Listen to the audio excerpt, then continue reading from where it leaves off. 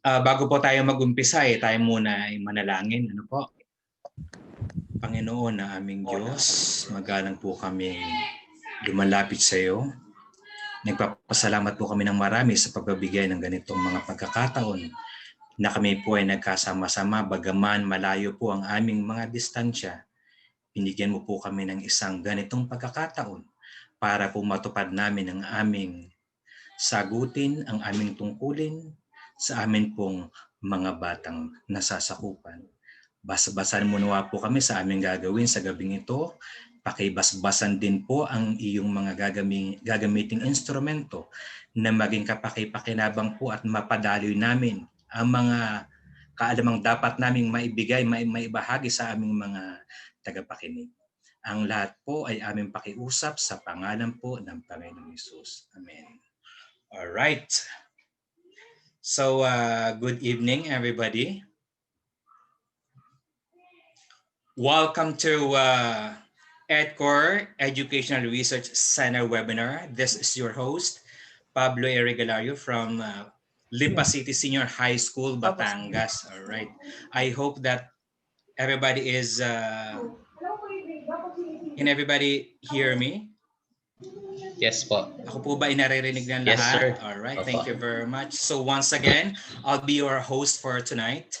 My name is Pablo Regalario from Lipa City Senior High School, Batangas. All right. So let me just give you an introduction about this webinar. All right. So as you can see, this webinar is an initiative of the ETCOR or Educational Research Center under its advocacy project SAGIP MANANALIKSIK for everyone, which main aim is to help student researchers all over the country, especially during this time of pandemic. And of course, this event will not be possible without a good-looking gentleman right here, Dr. Richard D. Sanchez, our founder and head consultant. Thank you very much, Sir Richard.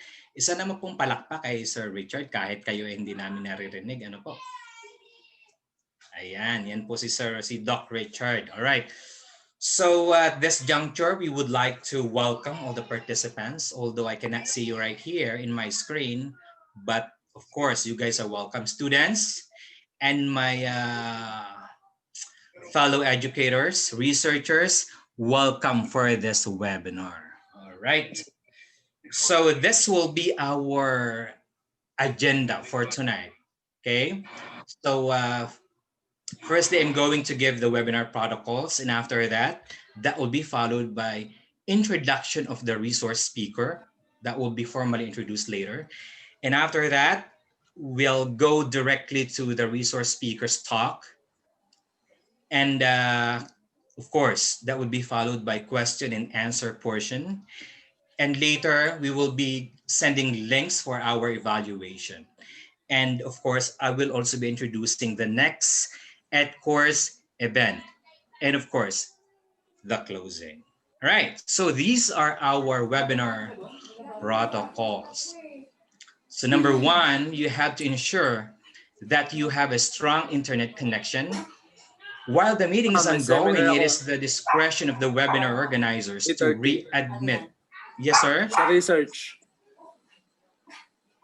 All right. So again, while the meeting is ongoing, it is the discretion of the webinar organizers to readmit or not to readmit you. So make sure that you have stable internet connection, okay?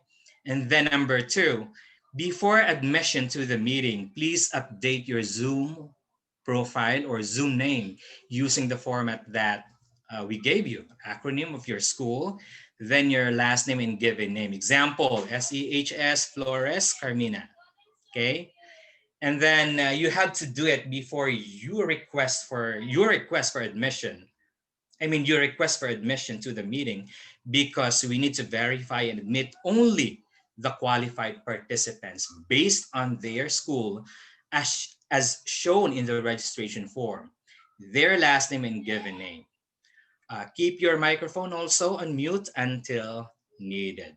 Okay, and then after that, you may turn on your camera. Okay, we will appreciate if we could see your faces while the meeting is ongoing.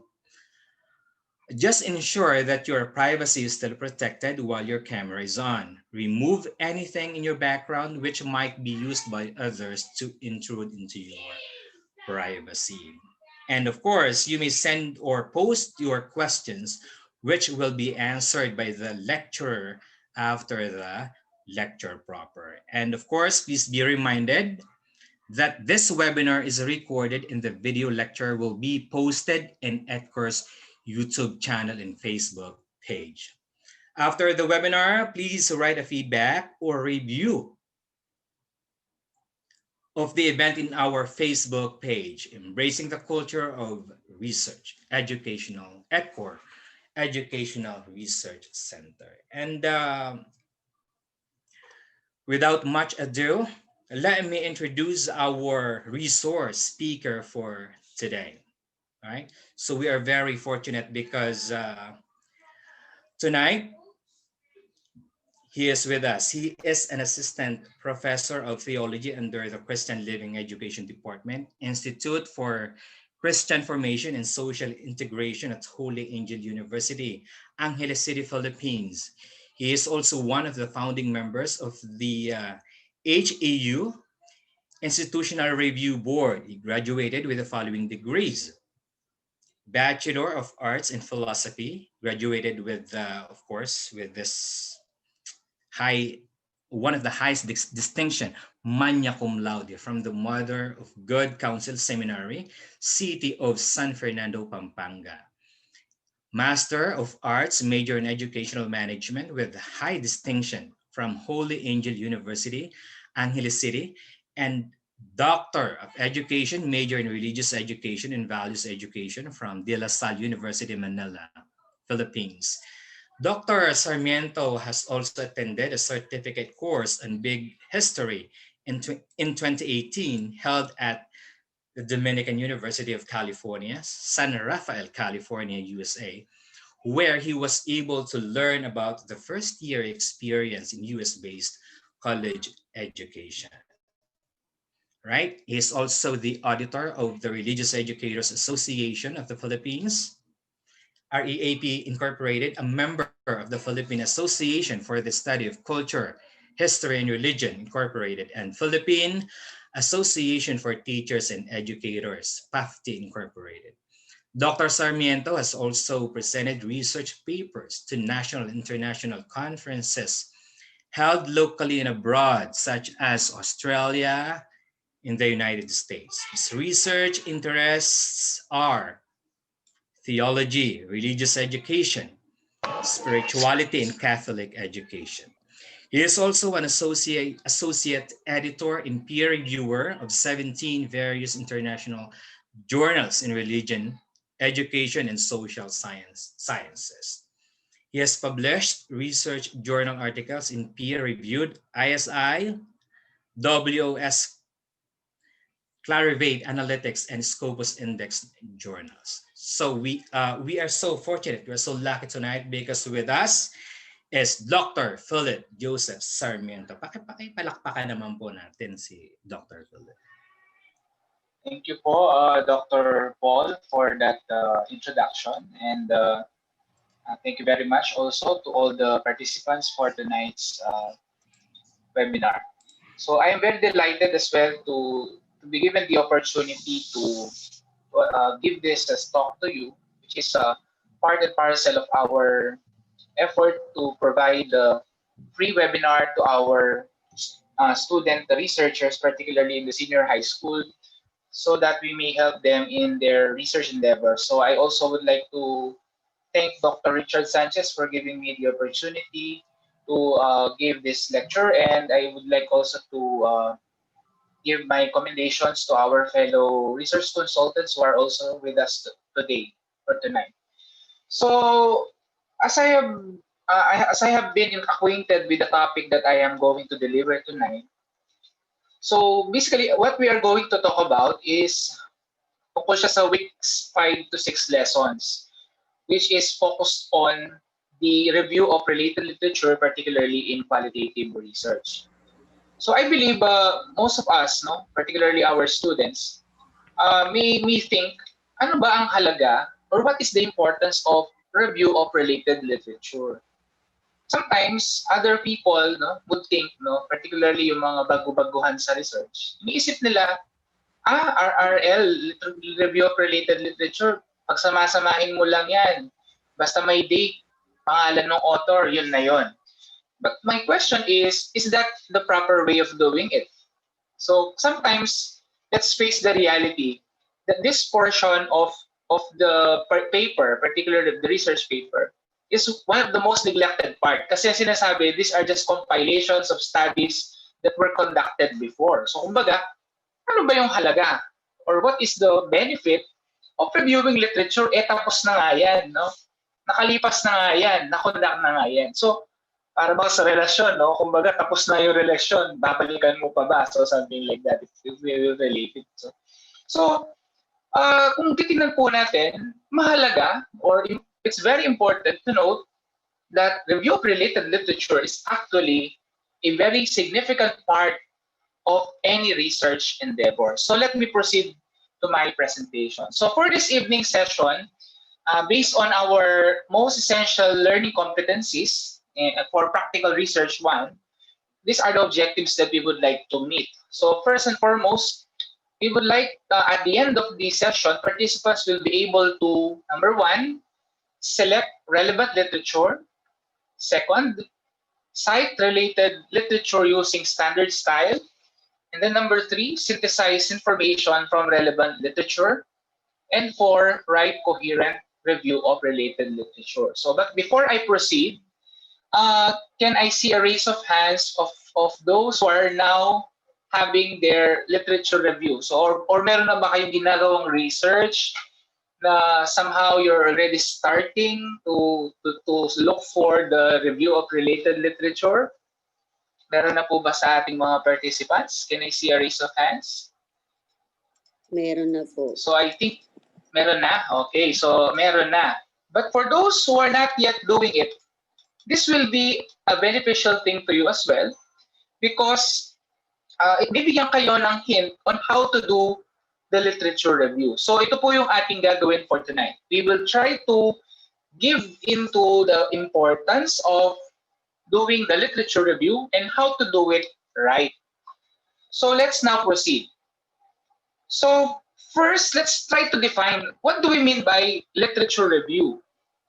So basically, kung titingnan natin yung format, yung IMRAD format, if you are acquainted already with the IMRAD format, introduction, method, results, and discussion, particularly in the American Psychological Association format, saan ba doon yung literature review? Actually, it is part and parcel of the introduction. But for some institutions, they still follow a certain format na chapters. But again, depende kasi sa institution. But for other institutions who still follow the old format na para bang mayroong certain chapters, usually, RRL is chapter 2. Okay? Chapter 1 will be background, chapter 2 will be literature review, chapter 3 will be methodology, and so on and so forth. But however, what do we mean by literature review? And ano ba yung kabilang sa tinatawag nating literature? So first, let's try to understand ano ba yung literature review. So I'm getting the definition from Creswell and Creswell. And again, yung mga naka-encounter na sa inyo, Creswell is one of the authorities when it comes to research designs and methodologies. So he is John Creswell accompanied by another John W. So I don't know if they are related, kung magkapatid, but they are doing this kind of advocacy to come up with ways and means to define certain methodologies in research. So according to them, it helps to determine whether the topic is worth studying, and it provides insight into ways in which the researcher can limit the scope to a needed area of inquiry. So I would like to look into the point of, sinabi niya, trying to look into the worth of the topic. So, kung titingnan po natin from the definition itself, literature review should come first. Literature review should come first. Why? Because literature review will be guiding the researcher if the topic chosen is worth studying. So kumbaga, titignan mo, okay, yung mga nagawa ng mga researches related na mga pag-aaral, if yung gusto mong topic, again, when I say topic, this is still a broad thing, no? Topic is different from a title. Again, later, mamaya, pag-usapan natin yung title para siya mag-arrive sa literature. But again, topic is still a broad thing when it comes to research. So, kumbaga, when you do literature review, you try to look at materials published or sometimes even unpublished. So, say, again, we're talking of two things. So, there are published and unpublished materials, which can be part and parcel of our literature review focused on a particular topic. Okay? So, para bang titingnan mo muna, titingnan mo kung ano ba yung mga nandoon sa topic na yon. For example, you're trying to find out, no, in a particular topic yung tungkol sa pandemic. So again, when you say pandemic, it's still a broad topic. So gagawin mo, you will try to read materials na publish or naisulat tungkol sa pandemic. So that's still a broad thing. And then from the literature review, you can see ano ba yung mga emerging themes, insights that are already given by the previous authors or researchers regarding that topic. So, mali po yung ginagawa ng iba na ihuhuli ang literature review. That's a no-no in research. No? Kung minsan ito kasi ang pagkakamali din, we already conceptualized the title and yet hindi pa natin binasa or di pa tayo nagbasa ng literature review. Actually, the proper thing is you need first to have a topic in mind and then read literature, and then from the literature, you can come up with your precise study. Okay po? So, that will limit, again, you can see the definition of Creswell, that will limit the scope of a needed area of inquiry.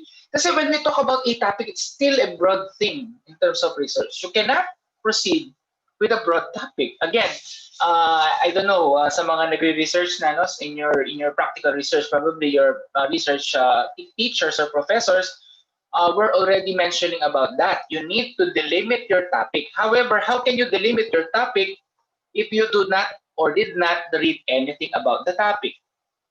Okay po, so parang ganyan din sa isang relasyon, no? Kailangan mo munang alamin ang mga bagay-bagay tungkol sa relasyon na yan, tungkol sa tao na yan. No? At kapag nalaman mo na kung siya na ba yung the right one, then mag-proceed ka. So, that's part and parcel of the limitation, no? Pag ililimit mo. So, I'm just trying to make sense of our ordinary experience sa literature review. So, may I also continue? According to Creswell as well, no?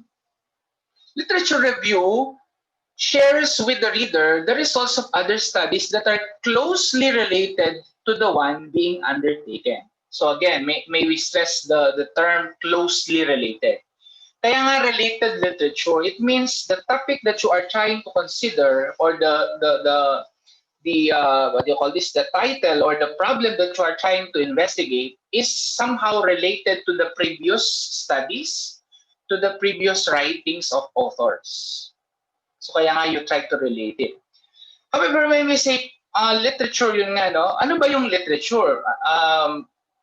Published and unpublished materials. When we say published, these are books, no? These are journal articles. Unpublished, yan yung mga thesis, no? Sa mga libraries and other materials. Magazines are also published. Even now, in the APA format, no? Okay? Pwede rin yung mga blogs, YouTube, Facebook, and other materials or online sites can also be part and parcel of literature review. So again, yun yung mga yun na kinoconsider natin and we try to read them in order to develop our topic. I think in one seminar that I attended, I heard one speaker talking about literature review. Sabi niya, when we do the literature review, we're trying to look at the blank spot and the blind spot. Let's take note of that. Blank spot, B-L-A-N-K, and blind spot, B-L-I-N-D. Blank, ibig sabihin blanco. Blind is, blind, yung walang nakikita. Ibig sabihin, when we try to review the literature, we can either see a black spot. Ibig sabihin ng black spot, wala. There are no existing materials or literature regarding that topic. Or there is a blind spot. Yes, there are possible literatures or studies that were conducted before. However, they did not investigate this particular area in their research. So that is what you call a blind spot. So from there, when you see the black spot and the blind spot, then you can already formulate, ito palang topic na to about pandemic. Ito pala yung blank spot niya. Ibig sabihin, ito yung hindi pa na-investigate kasi wala akong nakita, wala akong nabasa tungkol dito sa area na to. Ito yung na-conduct na tungkol sa pandemic. However, parang may kulang dito. So see, literature review helps us to delimit a particular in a particular manner that will help us in developing and delimiting our topic. So ganyan po kahalaga yung literature review. So I beg to disagree na literature review should be done after the formulation of our title. It should come first. Read and then come up with your supposed to be problem, because you should base your problem on the existing literature. Okay? Ano na ba yung trend? Ano na ba yung nangyari tungkol sa topic na to based on the available resources? So mamaya I will be talking about how to locate. No, I think this is the problem of most of you students right now. Because of the pandemic, you are in a lockdown, no, or we are in a lockdown. How can you access certain libraries nga naman? Because of the situation, sometimes libraries are also good places to go when we find literature. Or ngayon, madali din naman sa web. However, how can we try to look into certain credible sources in the web? So, pag-usapan din po natin as we go. So, let me move forward. So, when we are also talking about literature review, no, we are talking about yung closely related nga na studies with the one we are trying to undertake, no, according to Creswell, and it relates a study to the larger ongoing dialogue in the literature, filling in the gaps and extending prior studies. So let me take note of that, filling in the gaps. Ito yung sinasabi ko kaninang blind spot and blank spot. These are research gaps. Ibig sabihin ng gap, in this area of investigation, hindi pa ito na-explore. O kaya naman, may na-explore in this area, pero kulang pa. Or parang meron pang hindi gaanong na-explain with regards to that topic. So therefore, the purpose of literature is to give you a direction. Saan ba ako tutungo? Ito na pala yung nagawa. Ito na pala yung pinag-uusapan sa field. So therefore, it will guide the researcher to move on to his research inquiry. Kasi alam niya ngayon kung ano yung gap. Again, we should put into our minds yung concept ng research gap, because the literature helps us to identify the research gap. Because the research gap will be the basis in the development of our problem or of our title. So the research gap, which includes the blind spot and the blank spot, will help us in the development of our title. So ganoon po, magbasa-basa muna ng literature before we proceed. Kaya nga, napakahalaga na talagang isa sa nakita natin na structure din ng ating MELCs is that for the first quarter, inuna talaga na i-discuss yung literature review, because literature review is very, very important. Literature review matters a lot in any research endeavor. So with that, I would like to present 4 types of literature review that I got from Cooper 2010 as cited in the book of Creswell in 2018. And according to Cooper, there are 4 types of literature reviews. So ito na yung paraan, how do we do literature reviews. First is that we integrate what others have done and said. So when we do literature review, we integrate what others have done and said. That's why sometimes nagkakaroon tayo ng tinatawag na thematic presentation of literature. Di ba? Halimbawa, you're trying to talk about you're trying to talk about pandemic. So when we talk about pandemic, under this concept of pandemic, part of the literature review is history of pandemics in the world. So that's one section. That's another theme. Second, the problems and challenges from the pandemics. Third, for example, na theme is the solutions to the pandemics. So that's just an example, no? Ibig sabihin, you try to come up with a theme. Parang gumagawa ka ng isang kwento, ng isang plot, no? That's the first type of literature review. You put together certain things that may go along. Kumbaga, they come together. The concepts are related, and you can come up with a particular theme. So, meron akong nakikitang mga iba na they do this, yung tinatawag na thematic, no? Thematic presentation of literature. That is also good because in one way or another, it will help the researcher later on. Pag pupunta na tayo sa results and discussion, babalikan mo ngayon yung mga themes. Babalikan mo ngayon yung mga literature na nireview mo in a particular theme. So mas magiging madali siya. Actually, others ang ginagawa nila is they try to get the keywords, or what you call this, the topics that are in their problem, and then yun yung dinidiscuss nila in the literature review. Para later on, mas madali sa kanila na balikan yung literature. Number 2, or letter B. Another type of literature review is what we call criticizing the previous scholarly works. So ito naman, kung kanina, you're trying to come up with themes, you're trying to come up with common things that literature say about this particular topic. Ito naman, you try to criticize the things that these previous researchers have done. Halimbawa, sasabihin mo, ito yung kulang sa literature na to. Ito yung ginawa niya, however, ito yung kulang. Kaya nga, ito yung gagawin ko.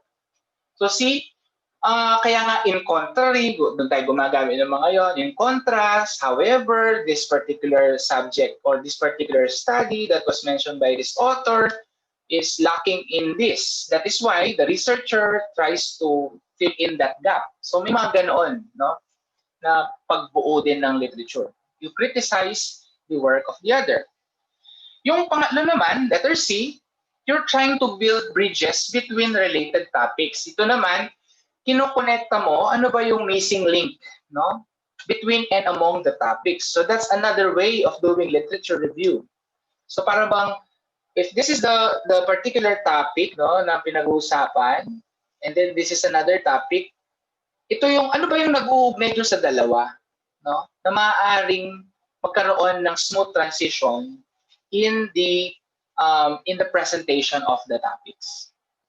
And then, syempre, yung pinaka-last, no, is one of the most important in literature review. Issue tinatawag natin, we try to identify the central issues in a field. Yun yung sinasabi ko nga sa inyo kanina, na research gaps. You do literature review kasi in this type because you want to find out, no, ano ba yung mga issues, blind spots, blank spots, with regards to this particular field. So kumbaga, ano ba yung napag-usapan na dito, yung mga issues that may arise from this particular studies in the previous researches or works, that you may be able to formulate your own research based on those issues. So ganyan po kahalaga, no, yung literature review. So hindi siya basta-basta na lang, ito pwede to, lagay natin. Ito pwede to, i-connect natin. Hindi po ganoon. So there is a proper way of doing it. Kasi later on nga, mas magiging madali para sa isang researcher, okay, to relate the findings or the results of his or her study to the literature na ginagawa sa discussion portion. So let me move forward. So now I'll be presenting to you again this according to Creswell and Creswell, the steps in conducting a literature review. So how do we do literature review? Again, actually you can come up with other steps, maraming available sa internet, but I think for me, yung process ni Creswell is very easy and it will really matter a lot. So again, for those who are trying to come up with their literature review, this will be a very good start for you. So sana mag-guide kayo ng steps na to according to Creswell and Creswell. So let's go to the first one. So according to Creswell, we need to identify keywords. Sorry for the misspell, no? Keywords. Why? Because keywords are vital, okay, in finding literatures. I don't know kung meron na kayo nakita yung mga abstracts sa mga journals. Have you seen that? Sino ba yung mayroon ng na-encounter na gano'n? Nakalagay doon sa halimbawa sa isang journal article, and then this is the abstract, and then there are keywords. Sino na yung naka-encounter nun? Can you please raise your hands?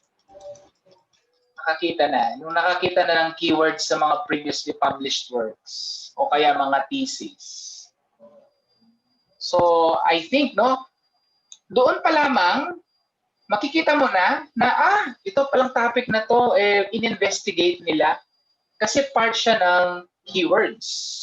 Part siya ng gustong investigate din ng researcher. So, these keywords may emerge in identifying a topic or may result from preliminary readings. Bakit mahalaga yung keywords? Because keywords will help you in finding out literatures. Particularly po kung if you're trying to use yung mga search engines such as Google Scholar, EBSCO, yung mga yon, when you type keywords, lahat ng mga previous published materials, bibigay niya sa'yo kasi that keyword is appearing. Okay, halimbawa, yung keyword mo, pandemic. Ita-type mo doon, pandemic. So lahat ng may word na keyword na pandemic, ibibigay niya sa'yo. Or yung iba kasi very particular yung like sa EBSCO, no?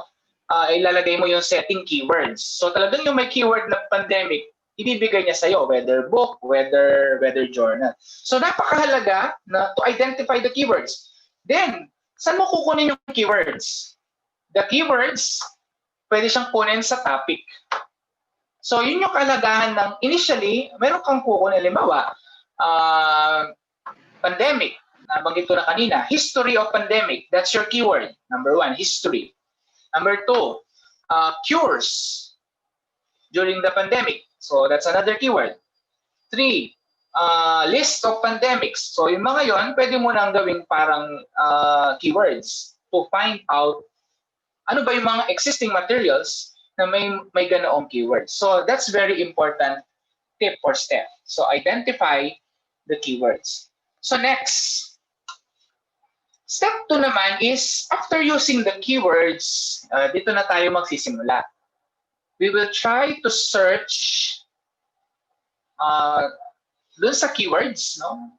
Dun sa mga tinatawag nating mga databases for holdings such as journals and books. So again, even naman sa Google Scholar or Google, di ba? I-type mo lang yung keyword na yon, sigurado ibibigay niya na lahat. However, saan ba dapat maghanap? For me, the best way to find the literature is yung mga credible sources. Saan? Number 1, yung library.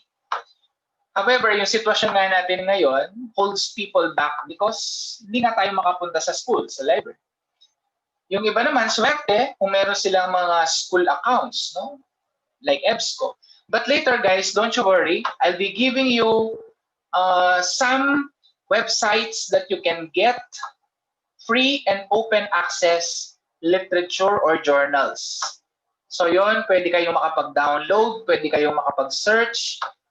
Yun, walang bayad. Ibibigay pa niya yung mga full text basta meron siyang available. So mamaya abangan nyo yun. So marami actually mga free and open access journals na website. So later pag-uusapan natin sila at bibigyan ko kayo ng tips saan nyo kukunin. Lalo na sa mga walang access ngayon. This is the problem of the researchers now. They cannot go to the library to search because of the situation. Pero nabanggit ko nga, maswerte kung yung institution ninyo, meron silang tinatawag na institutional access. Like in our university, all students can access our library via EBSCO. So EBSCO is one database, no? Which you can find books, articles, journals, and other materials that are related. No? So maganda siyang gamitin. Kaya lang po, may bayad yung mga yon for subscription. So another one is, you can also try to search the keywords kung nasa library lang tayo. May mga catalog, di ba, or OPAC.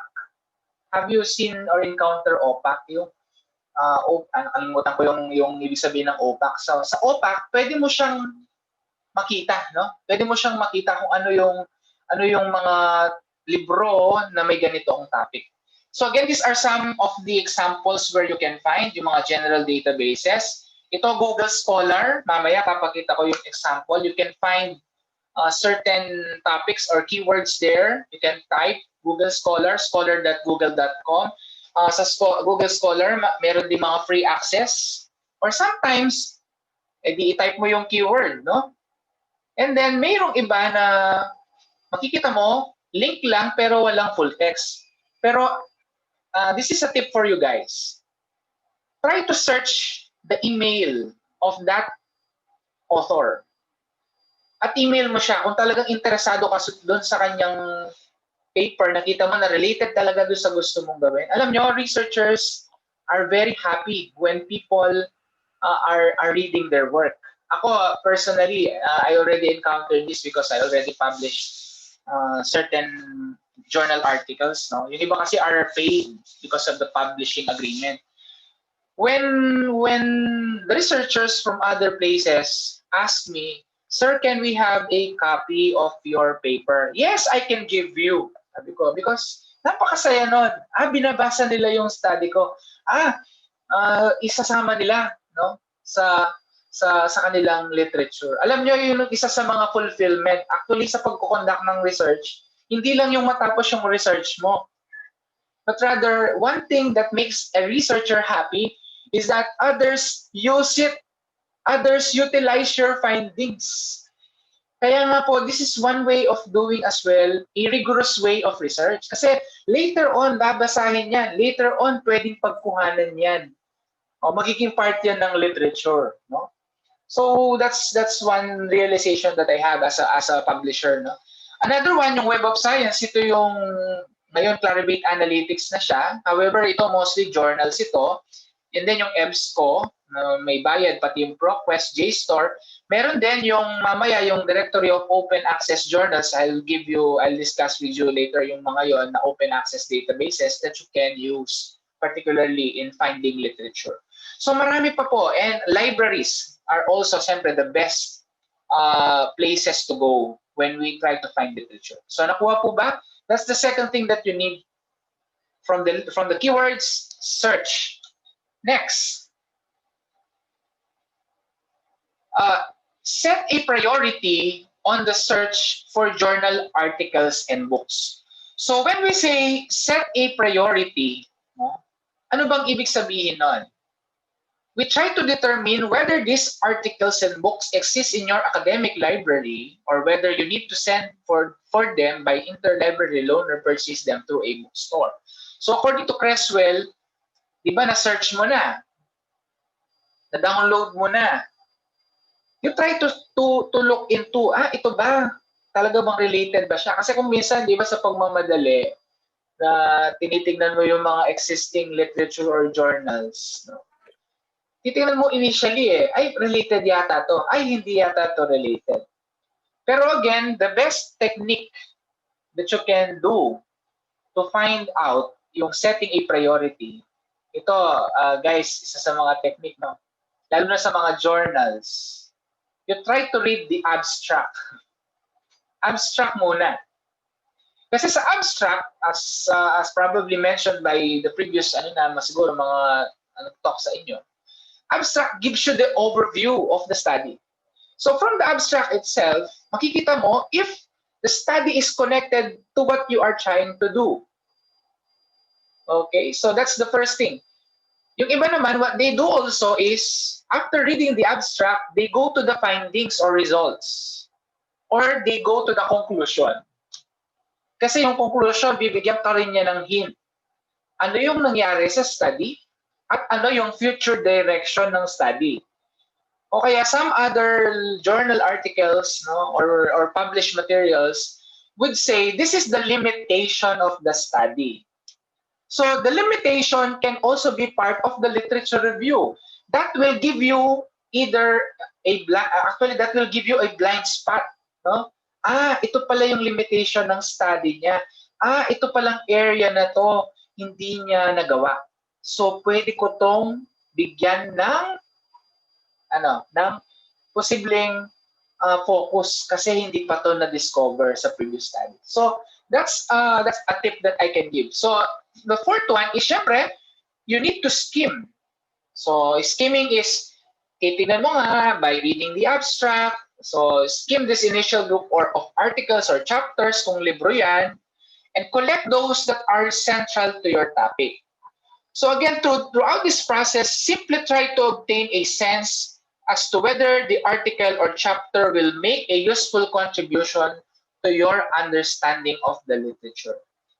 So yun po yung mahalaga. I-skim mo ngayon, ito related ito. Ako po personally, what I do is, sa initial ko, yung selecting, download lang ako ng download. Yeah, save lang ako ng save. Ganun ang ginagawa ko. And then, another tip. Ito kasi kung minsan nang nakakalimutan. When you download it, gawan mo na siya ng reference or citation. Kasi sometimes this is the problem of others na kung minsan nahihirapan sila. They got a particular literature but they do not know saan nila kinuha, lalo na kapag libro po yan.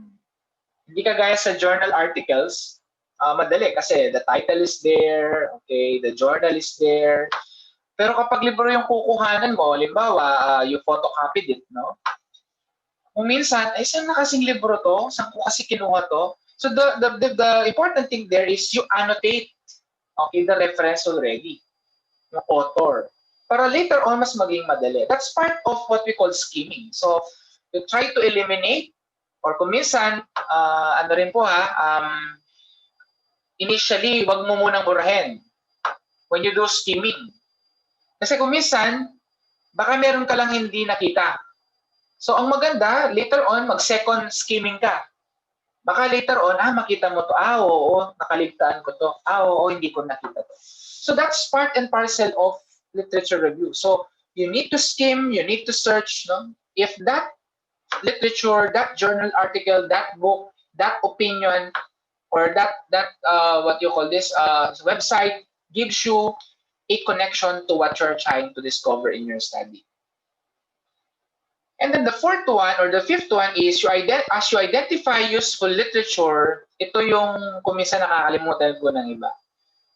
Begin designing a literature map. Yan. Begin designing a literature map. So ano ba yung literature map? From the word itself, map. You're trying to map out yung mga particular topics under that particular topic. So, halimbawa, the topic is pandemic. Under pandemic, ano ba yung mga underlying subtopics? Kasi from there, ang gagawin mo noon, itong literature na to, under siya sa subtopic na ganito. Itong literature na to, under siya dito. Itong literature na to, dito siya banda. Bakit kailangan po yun? Why is it important? It is important because it will help you in presenting the literature. So, di ba kanina nagkaroon tayo ng presentation of the 4 types of literature. Yun na yung magiging guide mo. Ito pala yung existing, mostly related topics.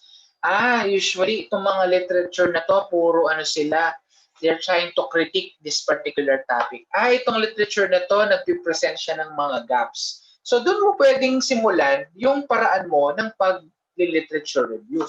So, hindi po yung magka-cut and paste ka lang ng statement. Actually, this is the notion of others. Yung literature review, pwede naman cut and paste lang. Basta lagyan mo ng quotation. However, guys, a good literature review, ako personally, is not full of quotations. A good literature review is not, full of quotations. Why?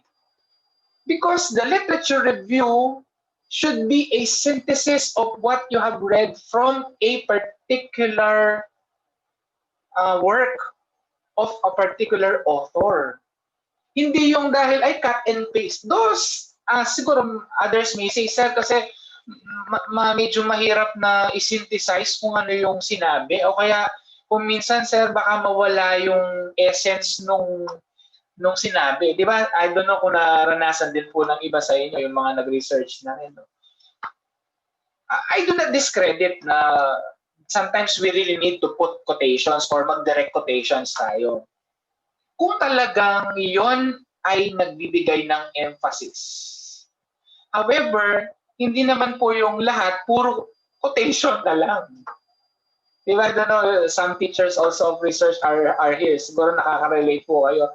Yung iba, talagang puro quotation, according to ganito, stated, quote, page number. Parang bang, ano ba yung ginawa niya? Nag-cut and paste lang kayo ng mga literature. Again, kapag sinabi natin literature, you read it, and then ano yung naiintindihan mo doon? You translate what you've read in your own words. So again, that's another emphasis that I would like to leave. No? You try to digest yung nabasa mo in your own words.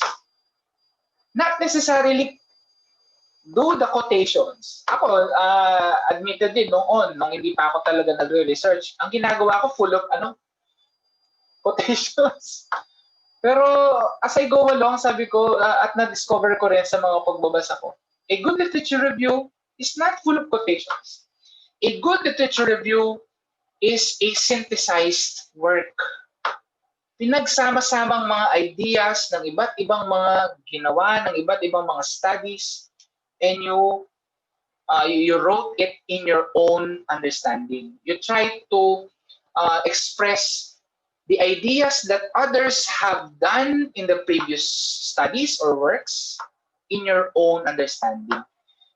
Kaya nga kapag ganun na yung ginagawa ng isang researcher, masasabi natin na seemingly this researcher is already in a good position na hindi siya, again, ang sinasabi ko po, I'm not discrediting direct quotations, but rather, as much as possible, we should avoid it.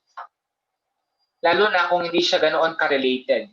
Kung talagang may impact yung quotation na yon or directly lifting it from a particular source, pwede, pero hindi yung buong manuscript mo, puro quotations. Okay po? So, that's another thing that I would like. Ang makakatulong doon, yung literature map. As we go along, yun nga, when after doing the literature map, doon pa lang po tayo gagawa ng mga summaries. So, summaries of the most essential or relevant articles. So, yun yung sinasabi ko kanina na you try to do summaries of what you've read in this particular journal, of what you've read from this particular book. So, these summaries combined into the final literature review that you write for your proposal or research study. So, yun po yung nilalagay sa literature review. So, binasa mo tong journal na to, ito yung naintindihan mo, ito yung issues na nandito sa literature na to or sa work na to, at ito yung sasabihin mo dun sa summaries. Okay, and then, isa-cite mo sino ang author nun. So, later, mamaya, papakita ko yung style, no, on how to properly cite literatures. So, nakuha po ba? A literature review, a good literature review is a good synthesis of the most relevant articles, books, and materials published and unpublished. So, hindi po siya cut and paste. Kasi po, that's also a problem now, no? I don't know for some practical research teachers here, no? Yung tinatawag nating plagiarism. Marami po ang nagkakakommit ng plagiarism because kung minsan naman ito yung problema, hindi na nga pala sa kanila yon, hindi nila properly cite yung literature na yon. That's already committing plagiarism. So issue yan sa literature review, no? Yung hindi na properly cite yung isang particular idea. Actually, there are a lot of or types of plagiarism, even self-plagiarism. So if I may emphasize. Halimbawa ako, nakapag-publish ako. And then, I published another journal. Yung idea na yon kinuha ko dun sa previous published article ko, pero di ko sinite. That is already self-plagiarism. Do ako yung parehong author. Kaya kung minsan may makikita ka, ay parang sinite niya yung sarili niya. That is a very good practice as well because, again, published na yung material na yon. So, ibig sabihin, you need to cite even yourself. Kasi it's already published. That became part already of the literature. Yun yung sinatawag nating self-citation.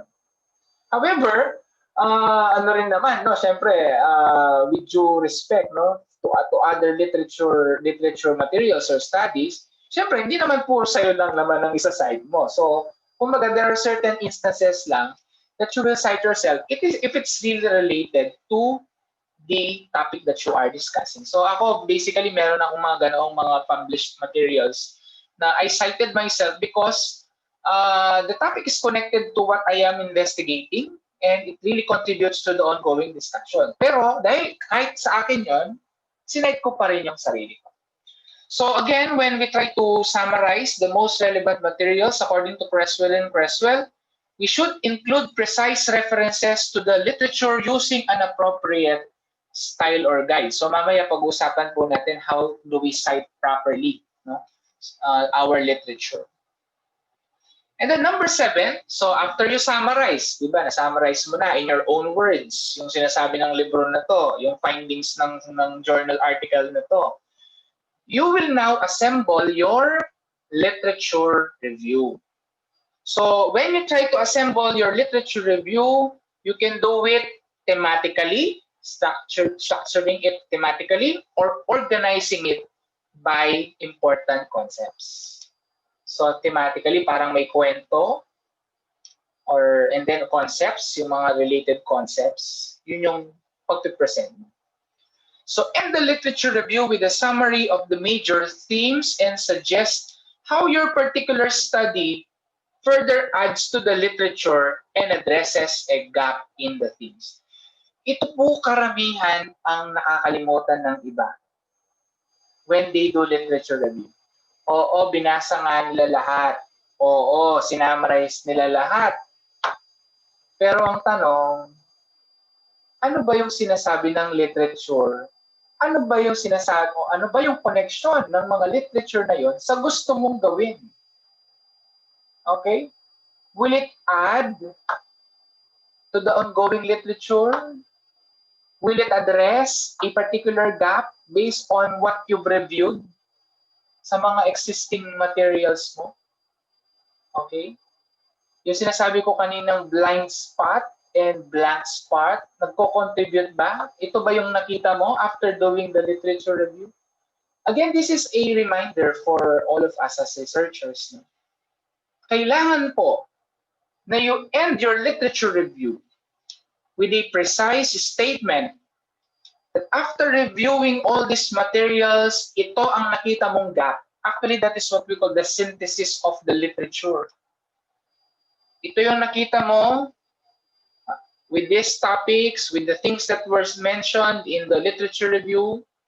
These are the issues. So therefore, these are the gaps. And this is the thing that I would like to investigate based on the gap. So again, yun po yung proper way, no? Kung titignan talaga natin ang pagbuo ng isang study. Magbabasa muna tayo ng literature in order for us to scientifically say that this study is a matter of significance. Again, let me point that. Literature review, helps us to establish the very significance of our study because ito ang sinasabi ng literature, ito ang gap, ito ang kulang sa mga ginawang studies. So, yun po yung kahalagahan ng literature review. So now, how do we cite literature review based on a particular standard style? So I believe sa senior high po ba, though I'm in higher education, in our university, we are using the APA format or American Psychological Association format. Yes, sir. In senior high school, Doc Richard, ano po ba yung ginagamit? APA din ba? So far po sa thank you very much. division, So APA. sa Division of San Fernando po, APA 6th edition. I just did not know in some other divisions po. Sa Batangas po, sa Lipa po, ganun Thank you din. po. EPA So, din siya. Okay. Actually, ang maganda ngayon, yung APA is one of the most sought after standard style. So, ipapakita ko muna po siguro yung ilang mga nagagamit din na style. However, yun nga, we are more inclined to what we call the APA or the American Psychological Association. So there are many ways on how to cite sources in the literature review based on the style or format to be used. So ito yung karamihan sa mga ginagamit in terms of technical and research writing. So first one, yung tinatawag na MLA or Modern Language Association format or style.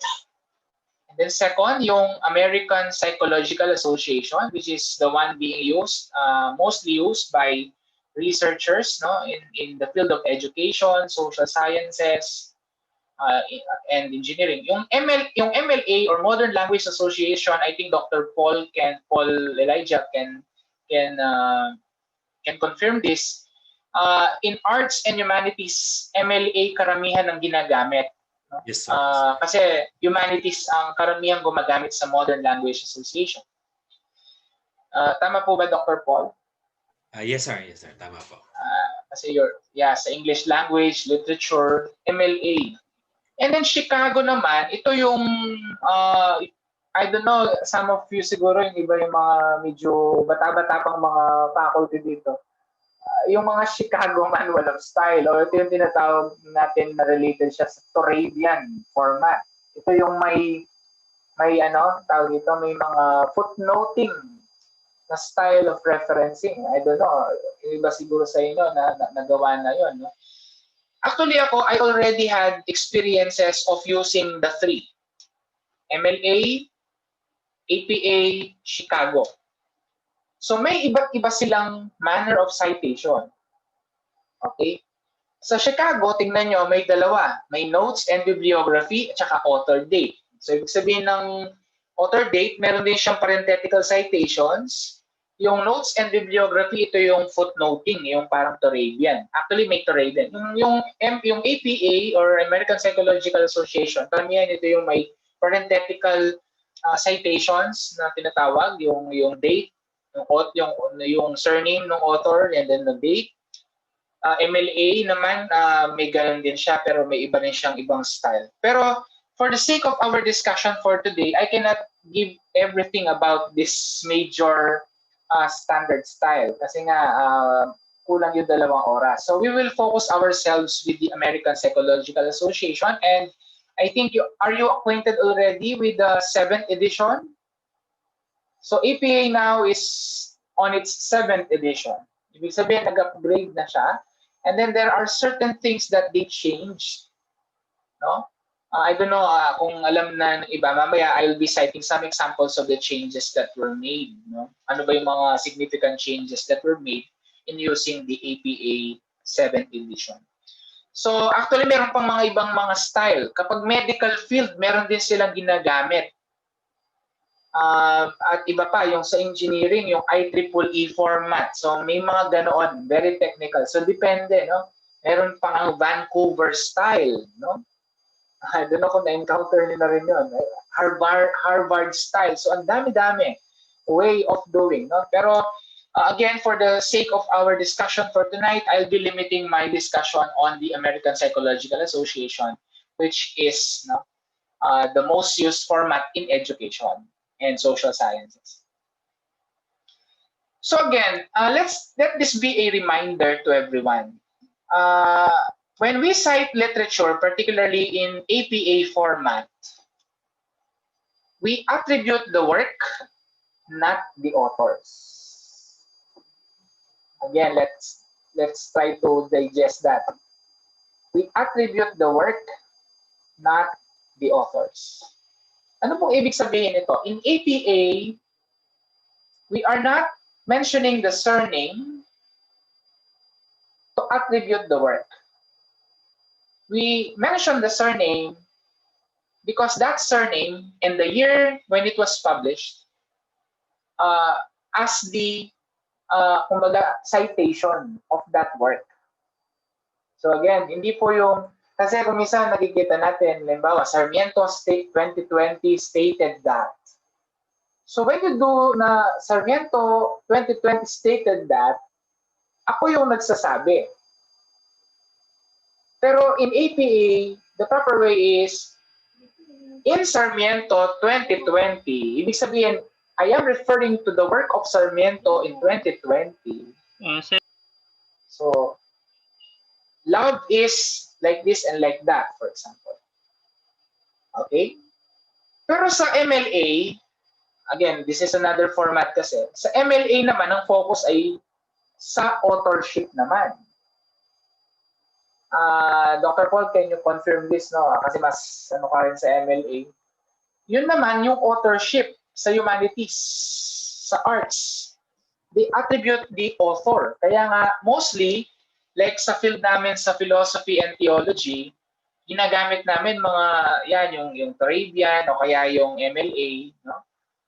We attribute the work or we attribute the author. No? We attribute the author. Pero sa APA, iba. We are attributing the work. So the surname represents the work. The surname with the year represents the work that was done in a particular year. So nakuha po ba yun? Kasi kung minsan nakikita natin, ito palagi as according to, as mentioned by. So when we do that, para bang we are attributing it to the author. But in APA style, we are attributing it to the work. Kaya ito po yung mga samples, like ito yung when we begin our literature review with the work, example, in Sarmiento 2020, love is patient, love is kind. Sample lang po yun. No?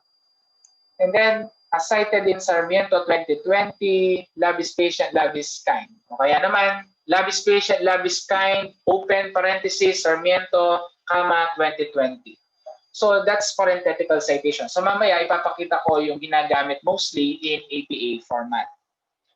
So malinaw po ba yun sa atin? We are attributing the work, not the person, not the author, particularly in APA. So ito yung mga tinatawag nating mga in-text citations when we do literature review. So first, yung tinatawag nating parenthetical citation. So usually nakikita natin ito, yung kanina siguro nakita nyo na rin sa mga previous slides na I mentioned Creswell and Creswell. So nakikita po natin na open close parenthesis and then the statement or the idea that was mentioned or that was derived from the work of Sarmiento 2020. So parenthetical citation yung tawag doon. So usually yung parenthetical citation, saan po siya nakikita? Usually at the last part of the sentence, before the or after the before the period. Okay, before the period. So kasama siya dun sa statement, halimbawa, no? Love is patient, love is kind, open parenthesis, Sarmiento, 2020, close parenthesis, period. So that's parenthetical citation. Ito naman yung sinasabi ko nga, kung minsan ginagamit ito sa MLA, yung authors or author's name as part of the narrative. Ito yung karamihan na ginagawa, no? Kapag MLA ang format. Okay, pag MLA or Arabian. Sarmiento 2020 mentioned that. So see, yung author ang nagsasabi. So we attribute it to the author. Again, that's for the MLA to Arabian format. But for APA, hindi po yan actually masyadong ginagamit. Mostly ginagamit yung parenthetical citation. And then meron din tayong in-text citations kapag dalawa. No, halimbawa, in a sentence, yun nga yung kanina, Sarmiento and Tolentino 2020, 2020. Again, yung nilalagay po natin sa parenthetical citations are the surnames or surname of the author with a comma and the year of publication. And then this ampersand, ito yung end. No, ito yung end. Kapag nasa parenthetical citation. However, kapag MLA format, no, in sentence naman siya, gagamit ka ng salitang end. Sarmiento and Tolentino, open parenthesis 2020, close parenthesis, stated that. So again, that's for the MLA format. And then meron din tayong mga tinatawag na multiple works. Alam nyo, isa din sa mga scholarly works, masasabi mong scholarly yung isang literature review. Kapag na yung isang nagsulat, napagsama-sama niya yung iba't ibang mga mga literature review na konektado in one particular idea, or kumbaga pare-pareho na sinasabi, and then synthesize niya yon, and then sinite niya multiply yung mga authors. So this is an example of how to do it. So halimbawa, Sarmiento, 2020, semicolon, Sarmiento, Sanchez 2018, Tolentino 2017. Ano yung napapansin po ninyo? Anybody? Ano yung parang obvious sa multiple works in APA? Lalo na kung tatlo. Anybody from our participants? Yung semicolon, Nagset na po ba sir. sila? Matutulog na yan. Semicolon, and at the same time, we start with, may na-chat yata? Hindi ko kasi nakikita yung chat. Pareho din po, sabi, separated po siya by Anybody? semicolon. Separated by a semicolon. O, And we start with Latest po. the most recent. Diba? Ay, meron ba? Meron po ba? yes po. May sumagot We po, start sabi, with the nauna with the most latest. recent. Opo. With the latest. Okay, very good po. So, ganun po when we do multiple works citation. Mauuna yung pinaka-latest and then descending. Okay, thank you po dun sa sumagot. No? Now, in the APA 7th edition, ito na po yung bago. Okay? In the APA 7th edition, no? Actually, sinample ko lang itong kapag 3 or more authors na po, ibig sabihin, halimbawa, Sarmiento, Tolentino, Sanchez, 2020. Ibig sabihin, tatlo yung author dun sa work na yon. Sa APA po, we already use the term or the word et al. So yun po yung bago. Dati kasi, gagamitin pa lang yung et al kapag more than 6. And dati, kapag first citation mo siya, i-enumerate mo pa yan. Di ba? 6. I-enumerate mo pa yan.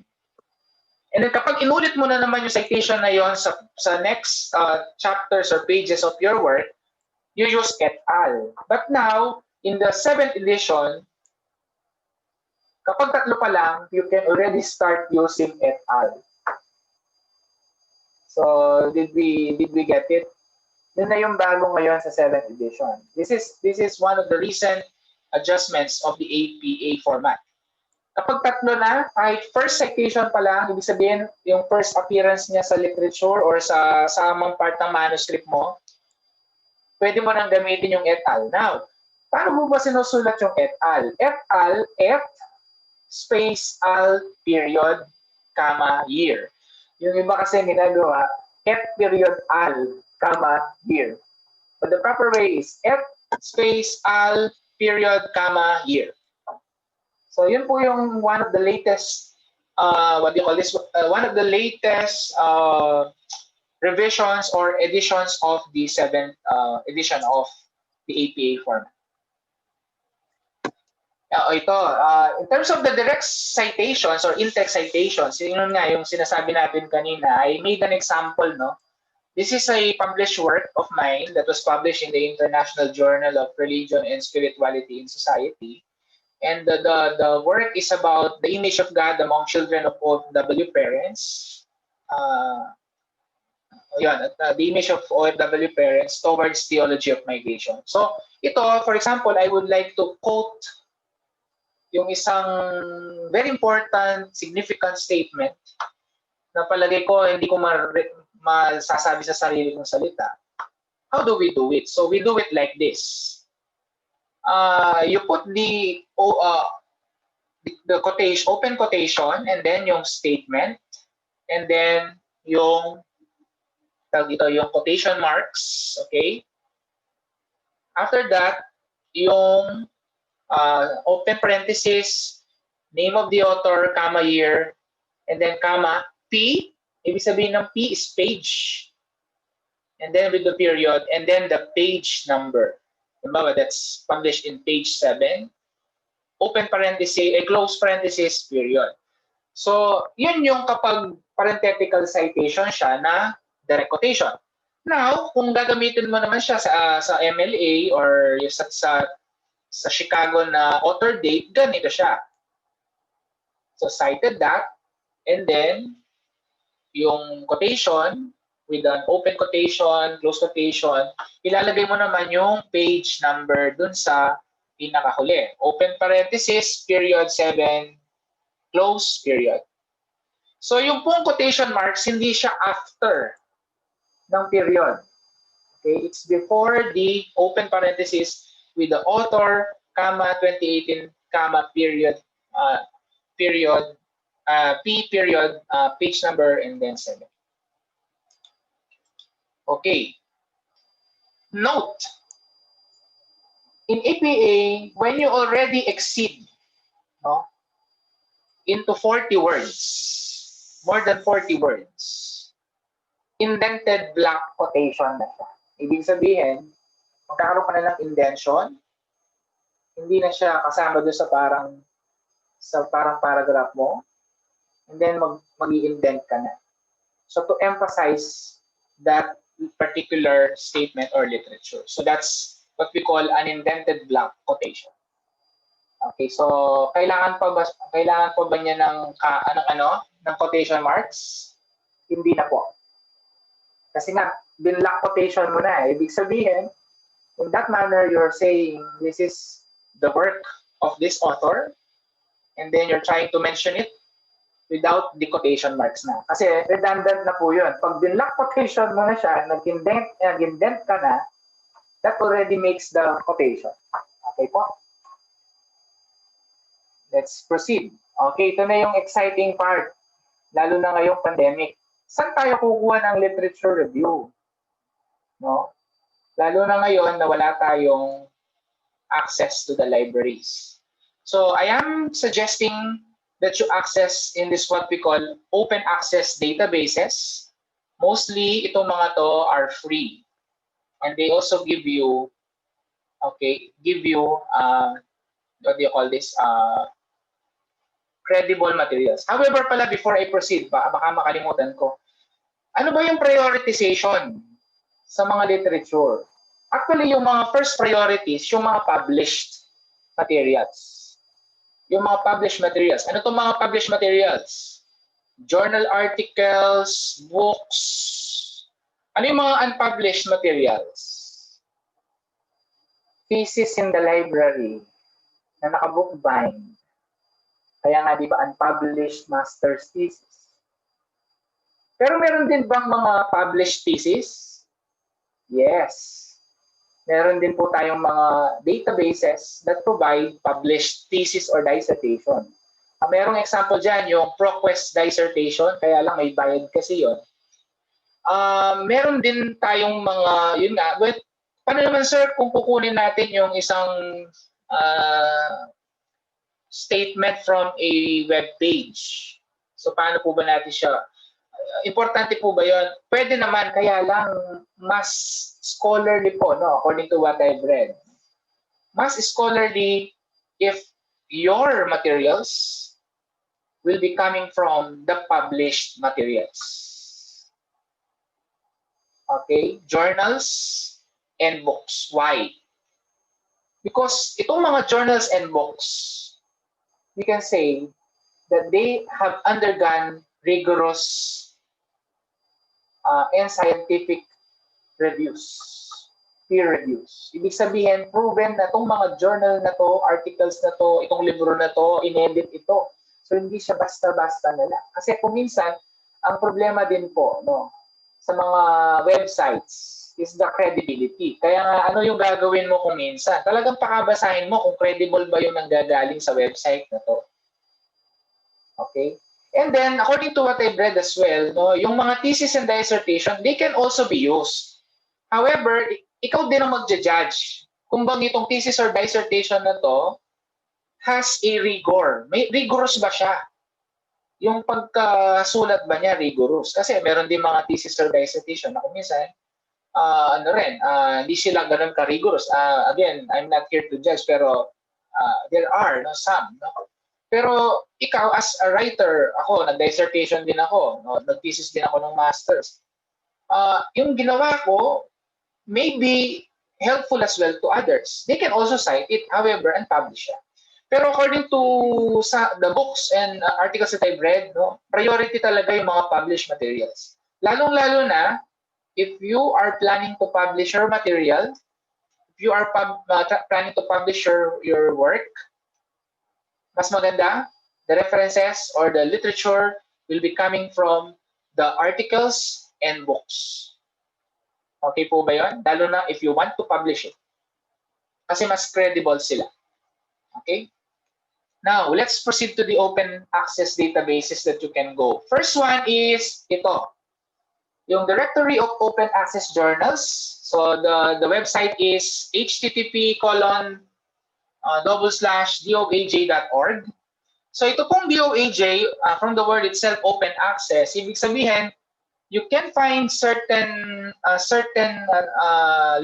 journal articles that are indexed dito sa website na to.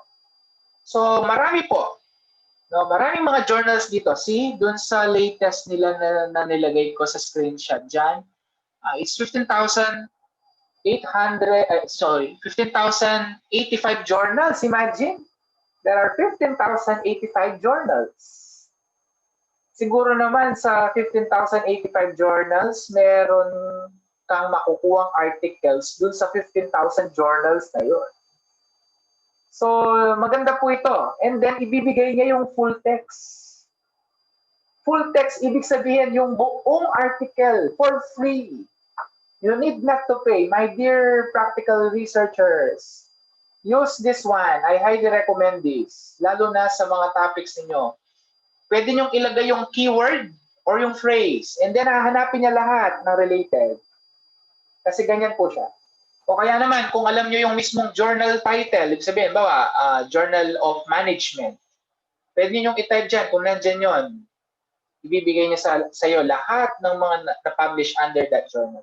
So, utilize this, guys. This is for free, you need not to pay. Lalo na po ngayon, sa panahon ng pandemic, we cannot access. So, I highly encourage you to discover this, yung doaj.org. Another one, Google Scholar. Okay, Google Scholar, ito naman, you can type yung scholar.google.com and then meron siyang search engine sa Google. Ito naman yung Google Scholar, may mga profiles dito, yung mga karamihan ng mga authors, ng mga books, ng mga journal articles. I for myself have one. I have my Google Scholar account, ayan, doon sa baba. At dito mo rin makikita kung sinasite yung isang work ng mga ibang mga nag-publish. Actually, di ko pala na-update ito. As of the moment, yung aking Google Scholar, I have 10 citations. So, ibig sabihin, may 10 taong naniwala na sa akin. May 10 tao na nagbasa at ginamit yung idea ko sa kanilang pag-aaral. So, di ba? Pero meron din yata akong self-citation, pero meron din iba. Ibig sabihin, yun yung mas maganda, yun yung tinatawag nating research productivity, no? Na ay may gumagamit or may mga researchers around the world. Kung minsan, ibang bansa sila, no? Nakita nila yung trabaho mo, related siya sa gusto nilang i-investigate, and then they will cite you. Dito naman sa Google Scholar, why do I ask you to search for materials dito? Kasi there are certain materials dito that link you to the open access materials dito sa Google Scholar. Kung minsan naman, if you're trying to find literature na wala siyang open access pero nakita mo ito yung pinublish ng isang author, yun yung sinasabi ko kanina na you search the name of that author and try to find out his or her email. And then i-email mo siya. Kung active yung email niyan, sigurado sasagot siya sa'yo at masaya siya na ibibigay niya yung complimentary copy. Lalong-lalo na po, do I think pang quantitative ito, no? Lalong-lalo na po dun sa mga gumagamit ng mga instruments na nanggaling sa mga journals. You need to email. Kung active yung email, mas maganda. Okay? So for those who cannot access the full text or yung pinakabuo, email mo nun. So yun yung kagandahan ng Google Scholar. It consolidates all the works of authors, of journal authors, of book authors. So you can probably get a copy kung i-email niyo siya. Another one that you can use, lalo na sa panahon natin ngayon, ito yung Social Science Research Network. This is also an open access database. Maganda rin siya lalo na sa field of education and social sciences. You can also, nakikita niyo yung title, Abstract Keywords and Authors.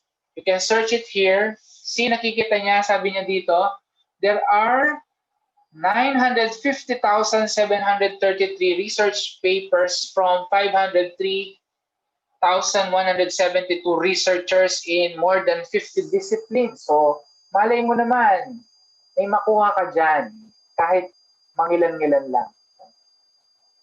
Okay, so you can go to the website www.ssrn.com. Another open access database, yung tinatawag nating ERIC.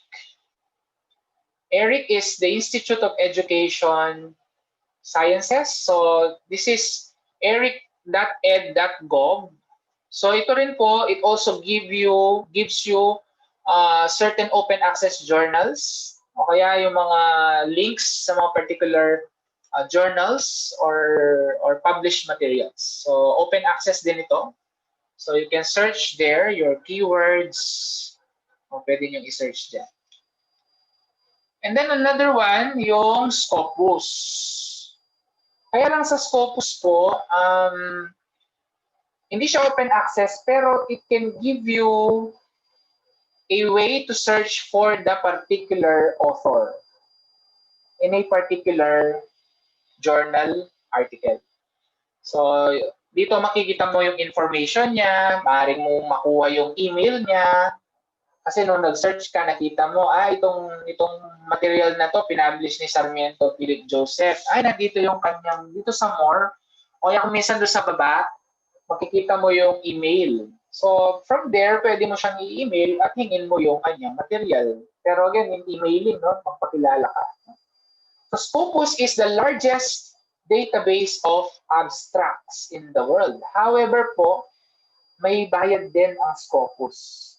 Pero in terms of what we call index citations, isa siya sa mga most credible talaga na kapag ang isang journal ay index sa Scopus, ibig sabihin, credible na credible yung mga journals niya. Okay, so I have my own. Dito 8, I already have 9. Hindi ko rin na-update pa to. And then another one yung EBSCO. But again, EBSCO kasi depende kung may access po tayo. Pero you can also search in EBSCO. Kung open access, kung minsan, lalo na ngayong pandemic, may mga offer sila ngayon to help researchers. Baka pwede kayong makakuha ng mga open access. So pwede rin kayong maghanap dito sa EBSCO.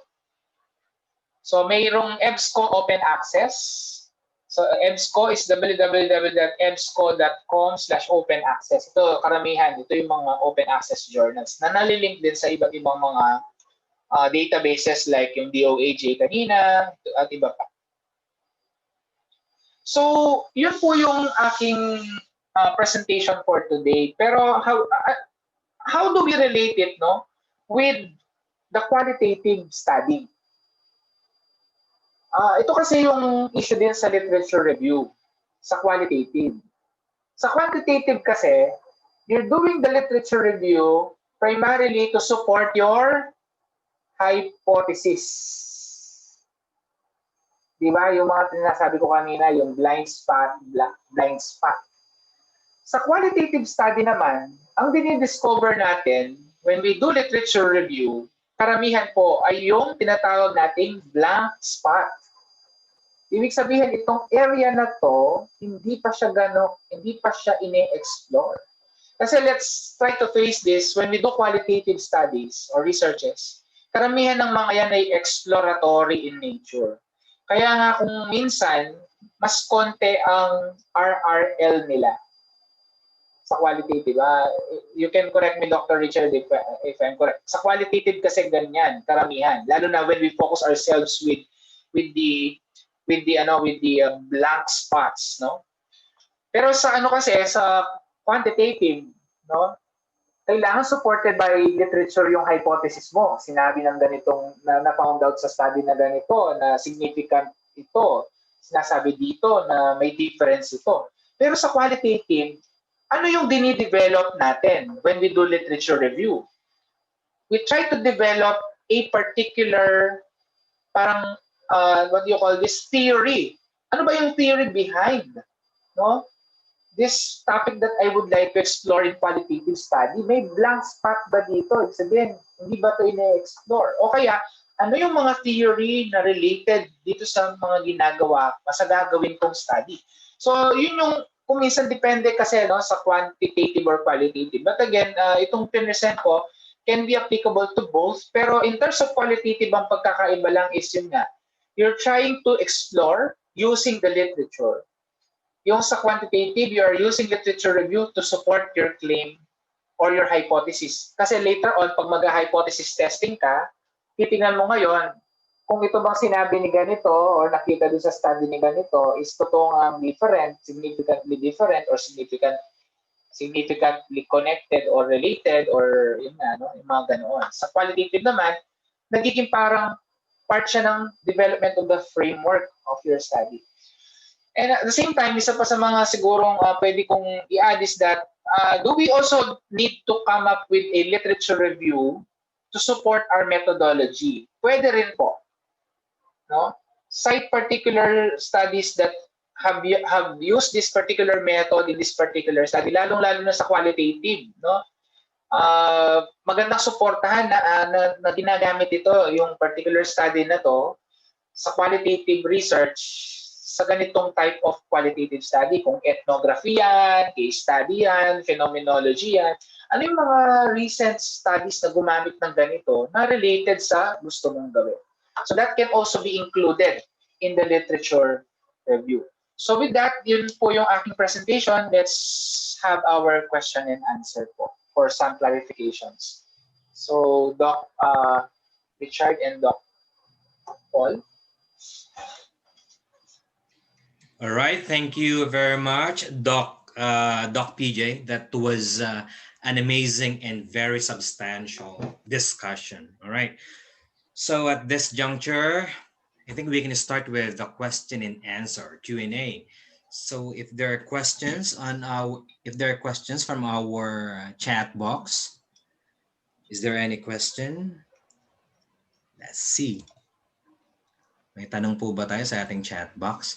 Dr. PJ, may tanong dito. Sir, ask ko lang, meron po ba kayong pwedeng pagkuhaan ng APA 7th edition format?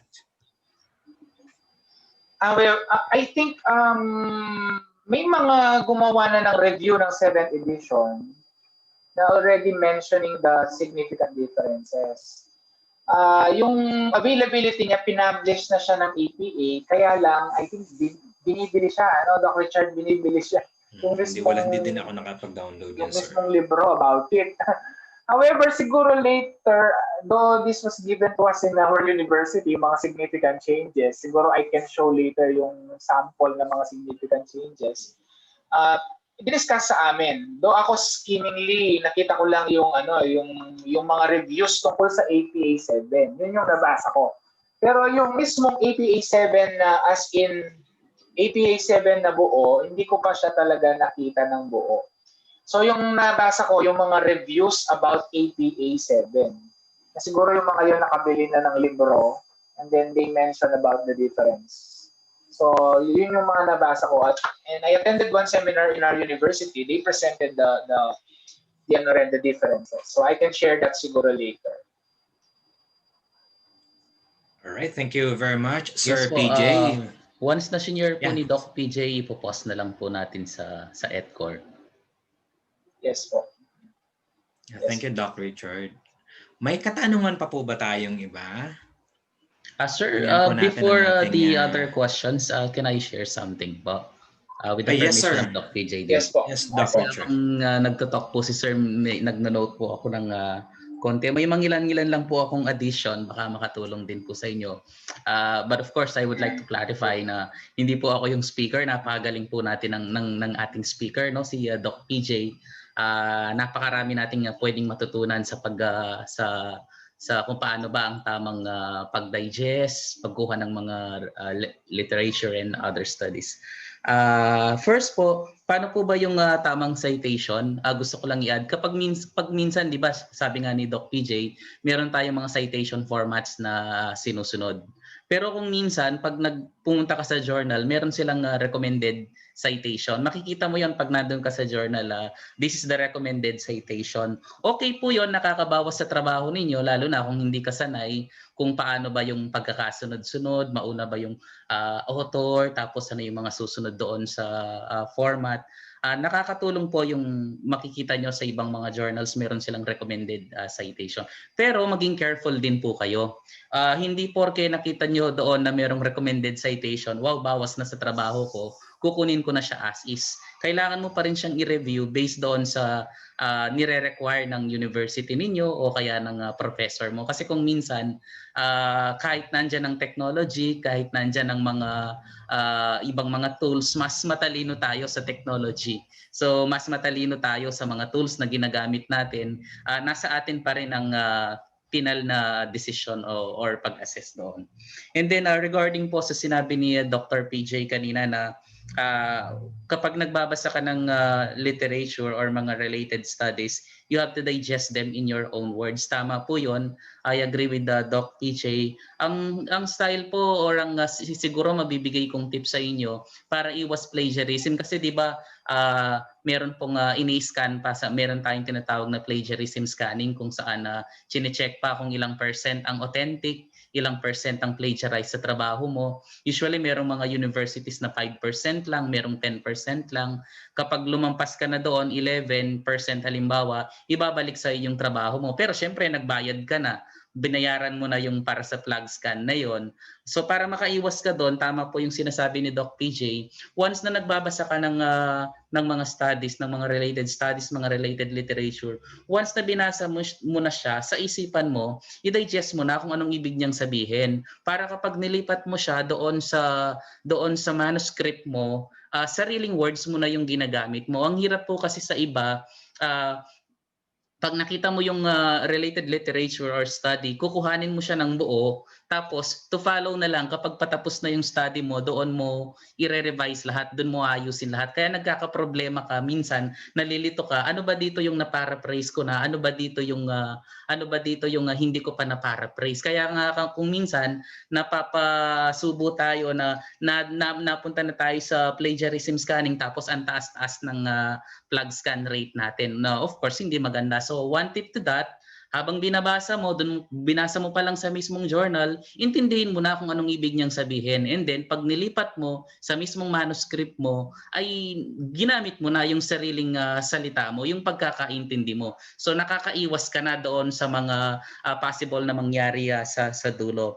Another po na gusto ko sa sinabi ni Dr. PJ, yung do not quote unless necessary. Meron po kasing mga researchers na kung makapag-quote, wagas. Yung parang kulang na lang, i-quote yung buong manuscript ng ibang tao. Hindi po ganon. Hindi rin naman pwedeng wag kang mag-quote. Sabi nga ni Doc PJ kanina, there are circumstances, there are cases na kailangan mo talagang mag-quote. Kung ka-quote talaga yung dapat mong i-quote, kung quotable siya, to the point na kapag pinarapraise mo siya, nagbago na yung kahulugan niya. Hindi na siya nawala na yung essence niya. Doon mo lang siya i-quote. Pero as much as possible po, dear researchers, mga sa ating pong mga estudyante, kung kaya niyong wag mag-quote, wag kayong mag-quote kung hindi rin na kinakailangan. Ako, pagpasensyahan nyo na yung word na gagamitin ko. Naaawa ako minsan sa ibang mga researchers na puro sila quote, parang hanggang ganun lang ba yung kaya mo? Hindi mo ba kayang i-digest sa sarili mong mga salita? Hanggang dun ka lang ba sa pagko-quote? So, I agree with Doc PJ with that. Do not quote unless the same is necessary. Another po, last na lang po ito. Pasensya na po, napaparami po yung binibigay ni Sir Richard. Merong mga panel members, syempre po sa research hindi natin maitatanggal ang role ng mga panel members. Kasama sa buhay natin yan. Minsan kasama sa patay natin. No? Sila yung nagiging dahilan para maramdaman mo na parang stop ka na. Of course, kidding aside po, merong mga panel members na kung minsan, kung 3 yan or 5 yan or 4, minsan alam niyo po, nag-uusap-usap yung mga yan. Merong halimbawa, i-assign nila. Minsan kasi, hindi ka careful sa ginagawa mo, iniisip mo, naku masyadong busy yung mga panel members, hindi naman nila lahat babasahin yan. Pero malay mo, nag-usap-usap yung mga yan. Ang isa, naka-assign lang ang trabaho mo, chapter 1 lang, dun ka mag-focus. Ikaw, another panel member, ang trabaho mo, doon ka sa chapter 2. Ikaw, dun ka sa results and discussion. Malay mo, meron silang panel member na inassign na sa review of related literature and studies lang siya. At ang trabaho lang niya, bilangin kung ilan ang corresponding in-text citation mo na hindi lumitaw sa references list mo. Kaya nga tama yung sinasabi rin kanina ni Doc PJ, kailangan nagko-correspond yung in-text. Ibig sabihin ng in-text citation, halimbawa yung ginamit mo nga in the study of Sarmiento 2020, in-text citation yon. Kaya siya tinawag na in-text, nasa loob siya ng text, nasa loob siya ng manuscript. Pero kung ginamit mo siya sa text, dapat lilitaw din siya doon sa references list. So dahil ginamit mo si Sarmiento 2020 doon sa in-text, sa loob ng text, sa manuscript, hahanapin ko siya doon sa references list mo. And vice versa. Pag meron kang nilagay doon sa references list mo sa dulo, halimbawa, ginamit mo si Santibáñez 2018, dapat makita ko siya sa in-text. Nangyayari po ba na ginamit sa in-text pero hindi lumilitaw sa references list? O kaya ginamit sa references list pero hindi lumitaw sa in-text? Nangyayari po yun. Anong mga dahilan? Bakit nangyayari ito? Iba-iba. Halimbawa, ang dami ng yung nung tiningnan yung references list mo, 10 pages, wow, ang galing ng batang ito, 10 pages yung sa mga sources niya, sa references list niya dun sa dulo ng study. Pero nung chinek mo yon, nung binasa mo yung manuscript niya, kung bibilangin mo yung hindi lumitaw sa in-text, pwedeng 1 to 2 pages lang. Ano yung mga possible reasons? I'm sorry to use the term. Maaaring minsan may mga batang nagpapabibo lang. O para mabilib si sir, ang dami ng references ko, 5 pages. Pero nung totoo pala, hindi mo naman lahat ginamit sa in-text. So kaya nga po sabi ko, you have to be very careful about that one. Kasi ang isang magaling na researcher, once na ginamit niya sa in-text, kailangan mag-reflect ka agad yun sa references list mo and vice versa. Wag na wag kang gagamit ng in-text citation na hindi lilitaw sa references list. At wag na wag kang maglalagay ng anumang source na nasa references list pero hindi mo naman talaga ginamit doon sa in-text. Kasi malaking tanong yun bakit nandun siya sa in-text kung hindi naman siya nagamit sa references list. Maraming salamat po Doc PJ and Sir Paul. Yun lang po yung sharing ko based sa mga notes ko. Alright, thank you po Dr. Richard. napakarami pong information na aming nakuha doon sa inyong sinabi. Ano, dagdagan ko lang po siguro yung sinabi ni Doc Richard saka yung sinabi ni Dr. PJ. Ano po, yung po bang sa mga estudyante na nakikinig ngayon, I'm not sure whether you have already explored the word. Ano, kasi meron po doon na reference. Ano yung tab? Kung titingnan natin sa taas noon, may tab yon. Makikita niyo yung references. Ano, kung medyo hindi memorya yung rule na binanggit ni Dr. PJ kanina, pwede po natin yon. Doon po kasi may ilalagay sa set mo lang APA, in-text citation ba yan, o references, bibliography, lalabas po lahat yun. Try nyo pong i-explore pag kayo may time, ano po, automatic pa yon. Naka-arrange na alphabetically.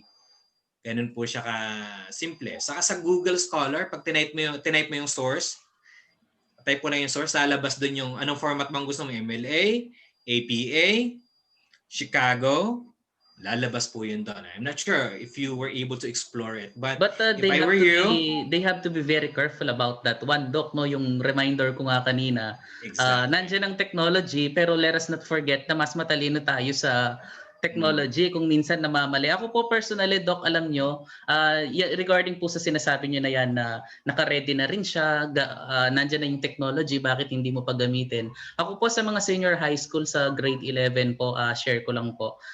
Sabi sa akin, sir, bakit hindi mo na lang kami paggamitin ng ganito? Ayan, nandyan ang technology, bakit hindi natin na gamitin? Siguro po pwede kong paggamit sa kanila at a latter part nung pag-aaral nila. Pero sa umpisa, napakaganda rin na ituro mo sa bata na paano siya ginagawa manually para yung by heart alam talaga niya na hindi lang ipinroduce ng ganitong tool pero siya mismo kahit natutulog siya alam niya yung arrangement nung hindi yung syempre yung iba po sa atin hindi pa ganoon kasanay no na mag-ayos sa mga ganitong format yung tipong pag nakita mo yung isang source babalik ka na naman paano kasi yung format nito pero merong mga researcher na nakakatuwa basta't binasa nila nakita nila alam na nila parang nasa isip na nila kung paano yung pagkakasunod-sunod doon sa format na yon. Thank you po, Sir Paul. Thank you po, Sir Doc Richard. May tanong. If I may add also. Sir PJ, go ahead. Doc, if I may add, kasi this is also one issue. I don't know if you encounter this, my dear professors as well or teachers of research. Yung recency of the journal, of the published material. Kasi issue to I don't know, we can also give some points of view. No? Pero yung iba kasi sinasabi recency 5 years. Iba 10 years. But for me personally, o iba 10 years. Ako personally, lalo na sa qualitative, this is coming from a qualitative point of view. Mas gusto ko na, mas maganda kung hanggang saan yung pinakamatandang source i-access nila. Bakit? Kasi that will give you a pathway. Ano ba yung pinagdaanan ng isang topic na to all throughout? Kasi may mga issues lalo na ito siguro sa quanti, no? Sa quanti kasi recency kasi ang pinag-uusapan diyan. Pero sa qualitative, I think hindi dapat maging issue yung whether 1970, 1980. Mas maganda nga yan na nababacktrack niya. Kaya nga nire-review mo yung related literature from the start. Kasi may mga masaselan na ay dapat 5 years, ay dapat 10 years. Pero meron po kasi sir na na nakakalungkot nga po. Please don't get me wrong. Sa iba lalo na po meron tayong mga kasama dito na mga boss sila sa mga universities or schools nila. Meron kasing mga panel or mga schools na kung minsan talagang nire-require pero hindi masyadong malinaw ang explanation sa mga student nila. Bakit ganoon? Basta parang dapat 10 years kasi habang mas latest mas maganda pero ganun lang kababaw ang explanation ba kaya kung minsan yun nga minsan nasa isang school ka hindi rin sila pare-pareho merong pagkausap mo si prof na ganito sabi niya sa'yo 5 years pagkausap mo si prof na ganyan na 10 years kaya kung minsan na nakokompromiso yung mga estudyante talaga. At hindi rin alam ng iba yung merong mga exception to the rule dyan. Halimbawa po, merong mga write-ups na kahit na pagkatagal-tagal na sila dapat ang gamitin mo. Not because walang available na bago, but because they are the authority on that particular field. Halimbawa po, nakakita ka ng isang dinidiscuss mo halimbawa sa paper mo kung ano ang qualitative research. Nakakita ka ng dalawang authors niyan. Si Creswell, ano bang year ni Creswell na usually ginagamit? May 2007 tayo kay Creswell, no sir? Halimbawa lang, 2007, Creswell, nakita mo. Kung bibilangin mo yon, kung nire-require nila ng 10 years, hindi mo na dapat gamitin, di ba? Kasi 2007 nga. 2020 ngayon, dapat ang ginagamit mo 2010 to 2020.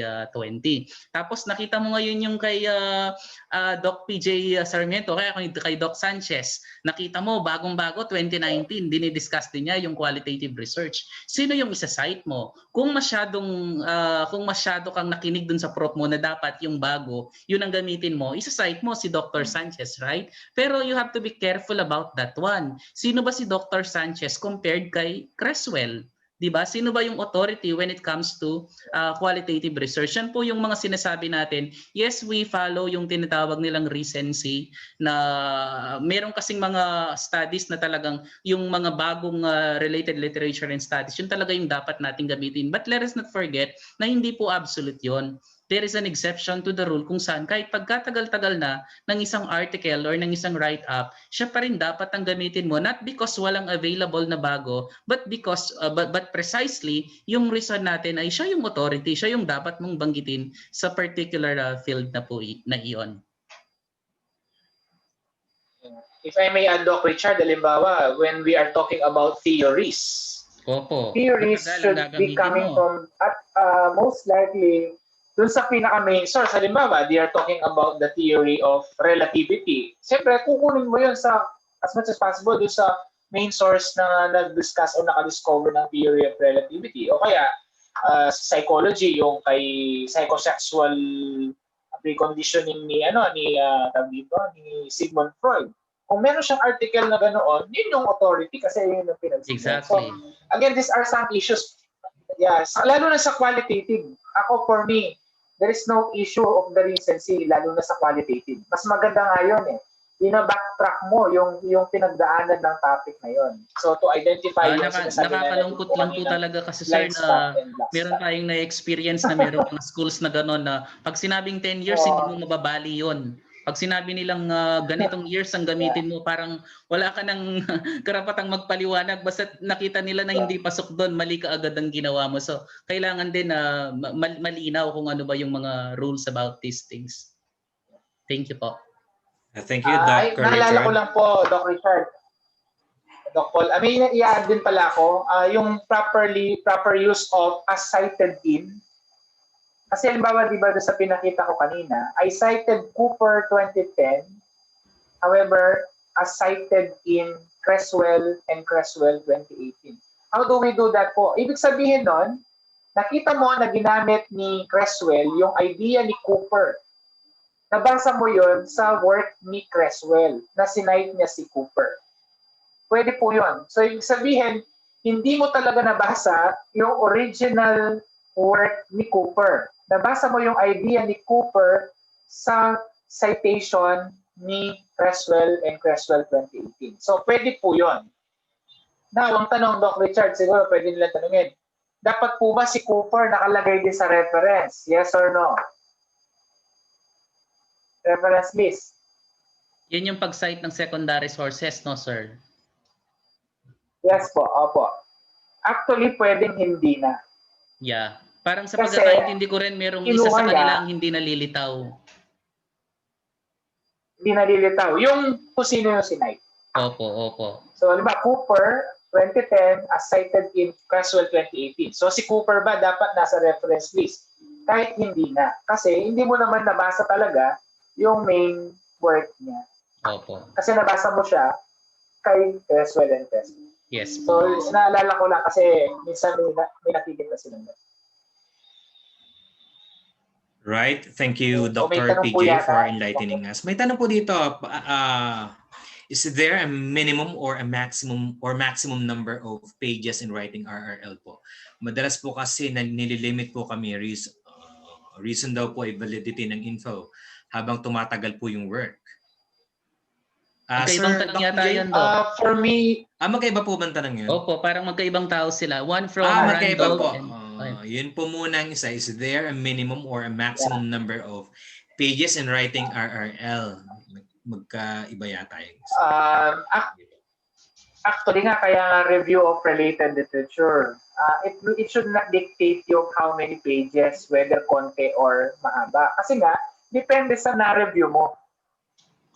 Depende sa existing materials na na-review mo. Kasi halimbawa, kung ito lang talaga yung existing materials or references, hanggang 2 pages lang, hanggang dun lang. Kaya sa ibig sabihin nun, ito lang talaga yung material na related sa topic. For me, hindi siya yung dapat 10 pages. O kaya naman, yung iba, no, I don't know, na nililig din nila ito, dapat 25 references. Kung minsan hindi naman din makukuha sa ganon. Nakukuha sa rigor ng mga materials. Walang basihan. Kumbaga, ano ba yung contribution ng mga literature na yun sa gusto mong gawin? Hindi siya sa pahabaan ng pages. Hindi siya sa paramihan ng reference. Yung quality mismo ng reference na yon as related to your topic or to your problem or the research question or the research problem. I don't know, no, kung isa kasi yung nakakalungkot na, there are certain institutions, sasabihin, 20 pages, o kaya dapat 25 references, dissertation 150. I don't know, siguro, through the years lang siguro nilagay yun, pero for me, yung literature review, good literature review, in-exhaust mo lahat ng means mo para hanapin mo lahat. At kung ano yung nakuha mo, ibig sabihin yun talaga, yung exist. Ngayon, kung mababa, problema din ba yun? Yun nga yung mas maganda. Sabihin, you exhaustively reviewed every literature that is connected to your topic. Wala kaso doon. So, for me po, lalo na sa qualitative, hindi kaso yun. Ibig sabihin, kung ano yung meron, yun yung gagamitin. Pero siyempre, yung hahaba yan, kung hahaba yan, depende naman kasi baka naman yung iba, per author or per work yung ginawa. Yun nga yung sinasabi natin kanina. Kung pare-pareho naman, di synthesize mo sila into one particular citation. Kasi yung iba naman mahaba dahil inisa-isa nila yung mga ideas, pero pareho lang ang sinasabi. So, yun po. May naalala po ako, Doc, na isang professor na nagbiro dati. Sabi niya, kasi sabi raw ng isang estudyante, sabi raw ng guro ay maghanap ng literature nga yung bata, related literature and studies. Wala daw siyang makita.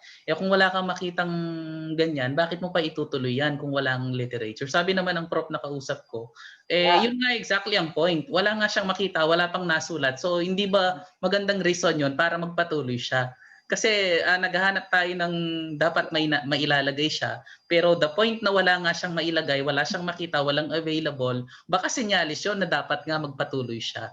Kaya yun nga po. Pero syempre, sabi nga po natin, may I think sa mga kasama natin na nakaka-relate din sila, merong mga universities, merong mga schools na nagre-require ng ganito. Isipin na lang po natin, siguro, somehow merong wisdom doon sa gusto nilang ipagawa. Although kami talaga, ang point namin, hindi mo dapat talaga nililimit doon. So isipin na lang natin na sabi nga natin, kahit ano pang i-discuss natin dito at the end of the day, itong mga institutions na ito, may mga, sila pa rin ang susundin natin. So kayong mga estudyante na nakikinig sa amin ngayon, maganda na nadadigest nyo, na-absorb ninyo yung mga itinuturo namin from the different professors here. Pero syempre, kailangan nyo rin talagang mag-adjust doon. Kung kaya nyo magpaliwanag na ganito po yung natutunan namin, then by all means gawin ninyo.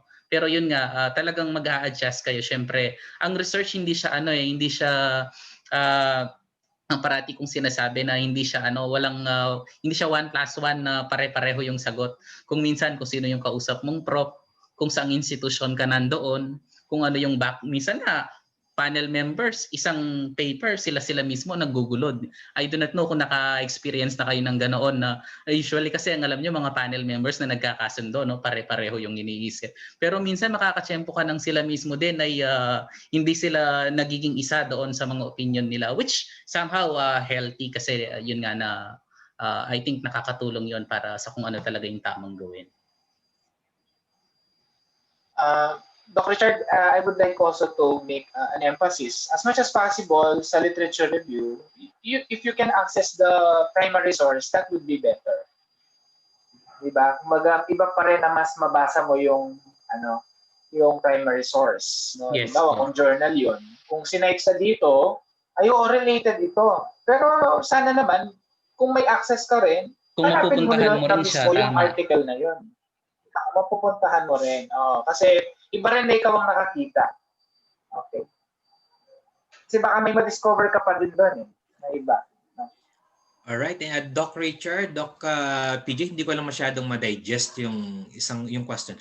Madalas po kasi sir, nililimit po kami, reason daw po yung validity ng info habang tumatagal po yung work. Yun Siguro yung ang sa ano pinupunto sir, dito, yan yung ang ibig sabihin ng nagtatanong yung sa number of years, yung sa recency na halimbawa sige kapag po, sir. sinabi ng teacher niya na 10 years, 10 years Ayun na talaga, yun. talagang ano yun, hindi mo mababali yun.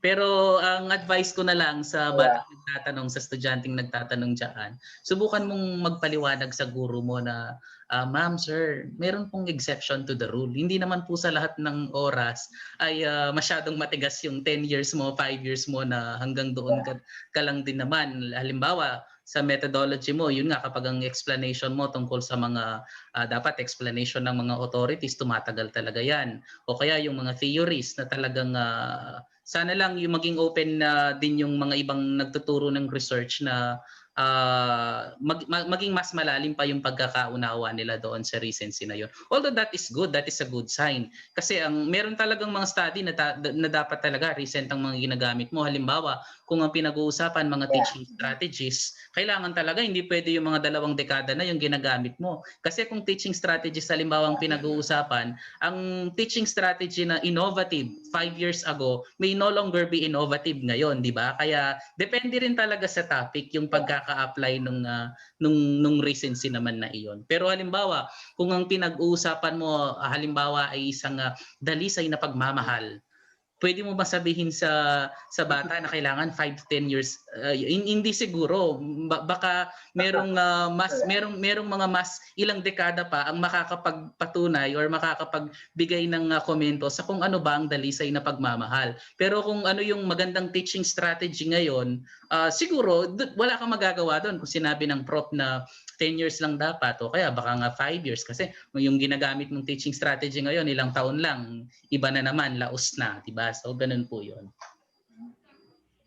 All right. Thank you so much Doc Richard and Doc PJ. Wala na yata po tayong question, parang meron ditong Sharing po, suggestion. no? Okay. Sharing. If highlighting the content from the cited work, best to browse the reference list of the work by Creswell. Then search for that work by Cooper. So wala na yata pong katanungan. Kung wala na pong katanungan, I think we are going to introduce or i-promote po yung ating pong next activity. It's for the benefit of our future researchers. Hindi lang po yung mga estudyante siguro, pati para din po sa ating mga research enthusiasts. Promote ko na po ba, Doc Richard? Sige po. After po niyan, sir, I will award the certificate to the Alright. So ito po ay on November 14, kung hindi po ako nagkakamali. Makakasama po natin muli 24. si Dr. November 24, si Dr. PJ Poli Sarmiento. Ang title po nito ay Ethics in Doing Research in the Time of Pandemic, Changes, Challenges, and Choices. Ang moderator po natin ay si Ma'am Maria Belinda Luzon. Yan po ay ulitin po namin, November 24. So, ano po bang araw yan? Yan po ay, ano po bang araw, Doc Richard? Tingnan ko lang ang calendar ko. Tuesday po, Tuesday. Sa Tuesday mga po, guro po yan, sir, mga professionals, no? Sa mga professionals po. For the teachers, professionals. So, sa mga research enthusiasts po natin. So, panoodin po natin. Marami po tayong matutunan dyan. Most especially right now that probably a lot of us are thinking that probably our movement is limited. But nevertheless, there are actually opportunities, right? Most especially in the field of research. So, kung wala na pong katanungan, ay again, we thank you so much for attending our webinar. And we do hope that those students and teachers who are with us learned a lot from our very, very intelligent speaker. Thank you very much, Sir Philip, Sir PJ, Sir Doc Richard, and for the member of ETCOR who are here. And syempre sa ating mga estudyante sa kanilang pagdalo. Ano po? Opo. So hanggang sa muli po. So, once sir, award again, ko lang I'm po your yung moderator. certificate natin. Ano po? Opo. Sige po, Doc. At this point po, please join us as we award the certificate for our ito po. Syempre po, sabi nga po nila, napakaganda na kapag magaling ang speaker, magaling din ang moderator, no? Napakagaling po ng ating moderator simula nang umpisahan niya ang event na ito hanggang tapusin niya talagang pwedeng-pwede po siya sa mga even, I think even international events. So, nakikita po ba sa screen yung certificate? ETCOR, Educational Research Center, Santa Ana, Pampanga, Philippines, presents the Certificate of Recognition to Dr. Pablo A. Regalario. Palakpakan po natin si Dr. Paul for his valuable time and expertise as the webinar moderator in the webinar entitled Practical Research 1 Qualitative Research Weeks 5 to 6 Lessons held on today, November 18, 2020 under the Advocacy Project SAGIP MANANALIKSIK for everyone of ETCOR Educational Research Center. Signed by yours truly, Richard D. Sanchez, Head Research Consultant. So, palakpakan po natin si Sir Regalario. Okay po, thank you so much po, Doc Paul. Ngayon naman po, siyempre po, para sa ating, sandali lang po. Okay. This one. Siyempre po para sa ating speaker po na nagbahagi ng kanyang karunungan, ng kanyang karanasan para matuto tayo sa paggamit ng mga related literature and studies. ETCOR Educational Research Center would like to award the Certificate of Recognition to Dr. Philip Joseph D. Sarmiento from the Holy Angel University for being our resource speaker for today. Signed by yours truly, Richard D. Sanchez, Head Research Consultant. Palakpakan po natin si Doc PJ. Thank you po, Doc Richard and Doc. Okay po. Ngayon po ba, pwede po bang i-request namin na kung maaari ay i-open ang ating mga camera para po sa kaunting picture taking? Okay po. Para pag nakita niyo po yung mga picture natin na nakapost sa page ng ETCOR. Yan. Okay. Sa page 1 po muna tayo. Sina Sir Randolph, Mark Jason, Maricel. Sige po. Antayin ko pong ma-open ang camera natin.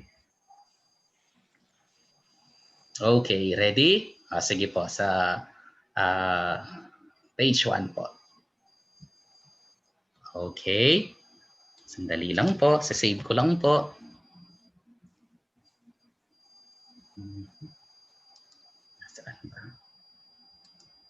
Okay.